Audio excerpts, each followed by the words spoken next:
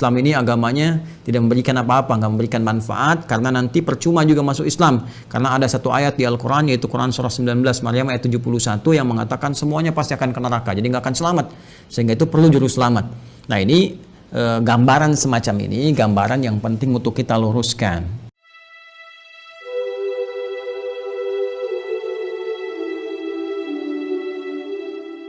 Mengenai ayat Al-Quran di Quran surah Maryam ayat 71. Apakah itu ditujukan untuk semua umat termasuk muslim atau hanya umat non-muslim? Saudaraku dan saudariku dimanapun Anda berada, ini ayat sering kali digunakan sebagai klaim paling favorit, khususnya oleh karangan orientalis juga misionaris, sering dipakai, ditebarkan dan memberikan kesan bahwa ada nih, Islam ini agamanya tidak memberikan apa-apa, nggak memberikan manfaat, karena nanti percuma juga masuk Islam. Karena ada satu ayat di Al-Quran, yaitu Quran surah 19 Maryam ayat 71 yang mengatakan semuanya pasti akan ke neraka, jadi nggak akan selamat. Sehingga itu perlu juru selamat.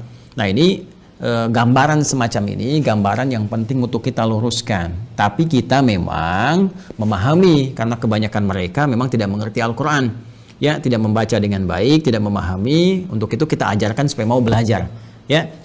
Quran surah ke-19 Maryam ayat 71 itu terangkai, ya, dengan ayat-ayat sebelumnya, ayat 70, ayat ke-69, ayat ke-68, bahkan ke ayat ke-67-nya. Penting untuk saya sampaikan kawan-kawan sekalian bahwa cara membaca Al-Quran itu caranya ada yang disebut di rumus tafsir dengan 2S 1L. Ya, 2S 1L. 2S itu rumusnya siyak. Siyak itu ayat yang sedang kita baca. Ya, misal kita sedang baca nih Quran surah Maryam surah 19 ayat 71. Kemudian kita lihat lagi setelah siyak apa? Ya, sibak. Hubungan dengan ayat sebelumnya. Ada nggak korelasinya? Apakah ini satu kesatuan? Ya, dari ayat sebelumnya nyambung nih mengisahkan tentang kisah tertentu. Ini loh muaranya seperti ini. Atau dia berdiri sendiri, cuma satu ayat aja itu. Itu maksudnya gitu kan? Nah, kemudian ada lihak. Lihak itu dengan ayat setelahnya. Ayat 72-nya, ya, kemudian sampai seterusnya sampai ke An-Nas. Bahkan nanti ayat 71 nyambung dengan ayat 70-nya, dengan sebelumnya sampai dengan Al-Fatihah. Kemudian digali lagi sampai dengan ke An-Nas. Jadi nggak bisa kita melihat satu ayat misalnya satu ditafsirkan begitu. Nah, sekarang kita cek dulu teman-teman sekalian. Yuk, bahkan dari ayat 67, 68, 69, 70 sampai dengan 71, bahkan 72-nya kita bisa cek di dalamnya.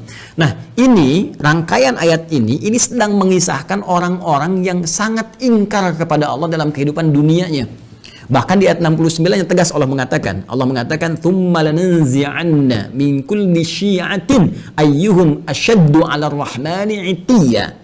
Ya, kata Allah, kelompok-kelompok yang keras ini saat di dunianya ini, yang keras membangkang kepada Allah, menyalahi perintah-perintah Allah Subhanahu wa taala, bahkan kalimatnya begini, indah sekali dalam Al-Qur'an. Asyaddu 'ala ar-rahmani 'itiyya. Ya, Allah telah menyampaikan kalimat diksi yang sangat indah, yang sangat luar biasa, ya. Thumma lananzi'anna min kulli syi'atin ayyuhum asyaddu 'ala ar-rahmani 'itiyya. Sebelum sampai ke ayat 71-nya. Ya, Allah menyampaikan di ayat 69-nya, ya. Pertama ada diksi Ar-Rahman. Ya. Rahman itu kan sifat kasih yang tanpa batas diberikan bagi setiap hamba, ya, yang menghambakan dirinya kepada Allah sepanjang masih punya waktu kehidupan di dunia. Jadi masih umum nih, universal. Sifat Rahman Allah yang memberikan setiap hamba punya nafas, ya, punya rezeki yang Allah tetapkan, ya, punya kesempatan untuk sembuh saat sakit. Itu universal. Ya, non-muslim kalau sakit bisa sembuh, kalau bekerja bisa kaya, kalau belajar bisa pintar. Itu sifat Rahman Allah diberikan dengan hukum universal kepada setiap hamba. Ya, termasuk kepada orang-orang Islam yang mendekat, meningkatkan kebaikan dan sebagainya. Itu mencakup keseluruhannya. Ya, nanti ada rahim, sifat spesifik rahim, rahmat yang diberikan oleh Allah dalam nuansa akhirat kepada hamba-hambanya yang mau bertakwa, yang mau beriman, mau meningkatkan amal soleh. Rahmat Allah dengan sifat rahim yang mengantarkan hamba-hamba itu ke surga. Rahman Allah saat di dunia diberikan pada semua kalangan untuk mau mendekat kepada Allah, termasuk memberikan pemberian taubat bagi hamba yang mau taubat dan hidayah bagi hamba-hamba yang mau kembali kepada Allah Subhanahu wa taala. Jadi kalau ada orang pernah bergeser jauh dari Allah, ingin balik lagi, taubat dia, ya, kemudian syahadat kembali, itu mendapatkan rahmat Allah dengan sifat rahmannya. Nah, Allah sudah mengatakan di ayat ini, kata Allah, perhatikan, hei, aku ini Rahman, telah memberikan kepadamu segalanya sebagai bekal kehidupan saat engkau di dunia. Ya, engkau sakit, aku sembuhkan. Engkau berbuat salah, aku maafkan. Engkau mau taubat, aku terima taubatmu. Engkau mau istighfar, aku ampuni. Engkau butuh, aku berikan jalan. Saat kau sulit, aku mudahkan. Tapi dengan semua pemberian itu, engkau begitu keras. Ya, asyaddu 'ala rahmani itiya. Ada kalimat asyad. Allahu akbar. Ada kalimat itiya. Ya, ini kan pembangkangan yang sangat luar biasa. Ya. Jadi kasih yang Allah berikan begitu dalam itu dibalas dengan pembangkangan yang sangat keras. Ya, sangat dahsyat. Bahkan sampai menuduh Allah Subhanahu wa taala. Ya, sampai melecehkan Allah Subhanahu wa taala. Ya, ketika bermaksiat kan melecehkan Allah. Ya kan? Ketika bermaksiat kan menentang Allah, sampai menentang Allah. Ya, Allah bilang jangan mencuri, mencuri. Kan menentang namanya. Jangan berselisih, berselisih. Jangan gosip, gosip. Ya, coba lihat. Bahkan menuduh Allah. Ada yang mengatakan Allah punya anak, Allah punya syarikat, Allah punya macam-macam, gitu kan? Nah, itu kan dahsyat. Kata Allah, ini saya sudah berikan sayang, diberikan kesempatan untuk kembali kepada Allah, masih bersikap seperti ini. Dan dia memilih bertahan dengan keburukannya sampai wafat. Ya, sampai wafat. Itu Allah buka, saking sayangnya Allah diberikan kesempatan. Ya, sampai nyawa belum sampai ke kerongkongan, masih ada peluang untuk taubat. Dibuka seluas-luasnya. Bahkan diturunkan Quran surah ke-39.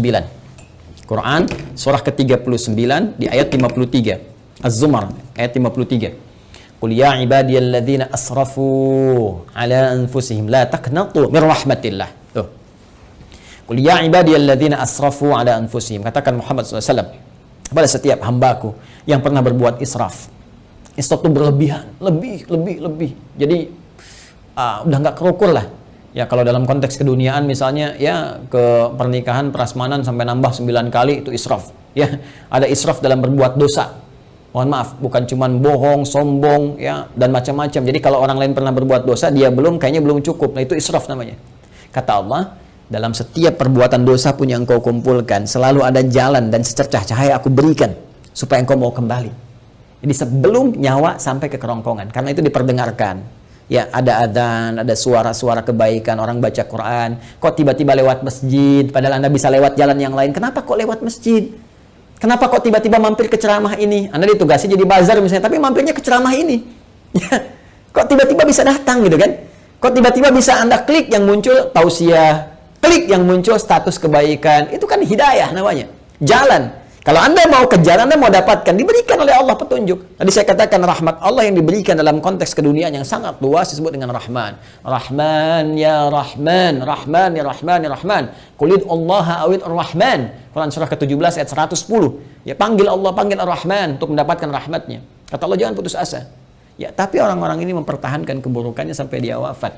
Ya kalau sudah wafat, tidak ada jalan lain. Keadilan Allah itu harus berlaku. Ya, keadilan Allah harus berlaku. Maka apa yang terjadi pada orang-orang semacam ini, maka akan dikumpulkan nanti saat hisab. Dikumpulkan dengan para setan-setan yang membangkang. Ya, karena ayatnya jelas mengatakan, ya, lanahsyurannahum, kami akan kumpulkan mereka wasyayatin, dengan para setan-setan yang membangkang. Di ayat sebelumnya, ya, maka dikumpulkan mereka itu. Setan kan membangkang.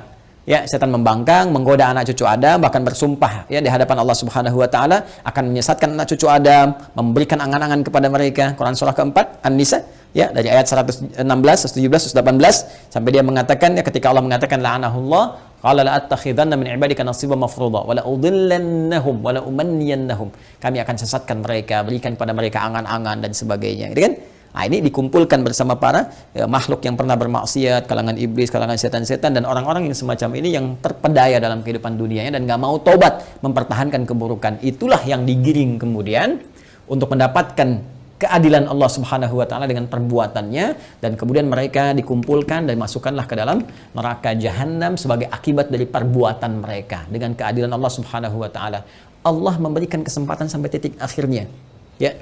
Tapi mereka tidak memanfaatkannya. Tapi kalau sudah selesai kejadiannya, tuntas kemudian dengan wafatnya, maka sifat keadilan Allah mesti berlaku. Karena Allah punya sifat al-adil, maha adil. Ya, maka dengan sifat kemahaadilan ini mesti diberlakukan keadilannya. Bagi yang baik dapat balasannya di surga, ya, kebaikan-kebaikan rahmat Allah. Bagi yang salah, apakah dia punya iman atau tidak? Apakah punya bekal kebaikan atau tidak? Karena kunci kebaikan di akhirat itu iman dulu. Ya, awas, beda. Jangan lihat konteks dunia, karena timbangannya beda. Antara dunia dengan akhirat, semua punya mekanismenya, semua punya aturannya. Dunia, apa saja bisa Anda kerjakan, sepanjang Anda mau berkreasi. Akhirat punya aturan tersendiri. Maka kunci kebaikan disebut dengan iman. Pertama dilihat ada iman atau tidak. Dari imannya ini ada kebaikan atau tidak. Kalau dia beriman, berbuat baik, ternyata berbuat salah juga, maka perbuatan baiknya akan menutup yang salah-salahnya dulu. Kalau sisa baiknya, dapat rahmat Allah, masuk surga. Kalau seimbang, tunggu di Araf. Ya, di A'raf, makanya ada surah ke-7, surah Al-A'raf. Dari ayat 45 sampai dengan 49 disebutkan kisah orang-orang yang seimbang amalannya, amal baik dengan buruknya 50%, maka mereka menunggu di tempat yang tinggi ya sampai hisab selesai. Terlihat keindahan surga, pengen cepat ke sana. Ya, tapi terdengar jeritan neraka, tak mampu melihat sehingga mereka memohon rahmat Allah, ya Allah rahmatmu, ya Allah rahmatmu. Maka Allah dengan rahimnya tadi, rahim, memberikan rahmat kepada mereka, maka mereka dimasukkan ke dalam surga setelah hisab selesai. Ya, kalau sehari berarti 1000 tahun nunggu di situ. Ya, tapi ternyata kalau jelek ini, jeleknya banyak, 50,0001%. Ini 49,9999. Maka dilihat nanti, apakah ada peluang mencintai Rasulullah, dapat syafaat, apakah ada dekat dengan Ahlul Quran, apakah pernah nanti ada kaitan-kaitan, dicari sampai dia punya peluang untuk menutupi salahnya ini, sampai punya peluang. Ya, sampai punya peluang, itu rahmat Allah.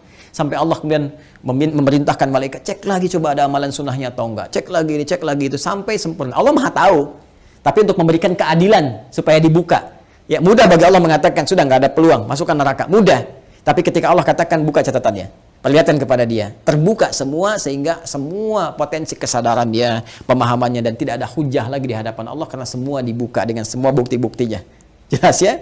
Nah, kalau dia tidak mendapatkan ini semua, maka dia masuk ke dalam neraka sampai selesai batasan kejelekannya, lalu dengan rahmat Allah diangkut, dia dimasukkan ke dalam surga. Ya, diselamatkan dia, kemudian dimasukkan ke dalam surga. Tapi orang-orang yang memang ingkar dari awal, tidak punya iman, bertentangan, kemudian bahkan mempertentangkan Allah Subhanahu wa taala, maka orang-orang semacam ini akan kekal di nerakanya seperti Allah janjikan. Karena itu kalau masih punya kesempatan, perbaiki diri kita.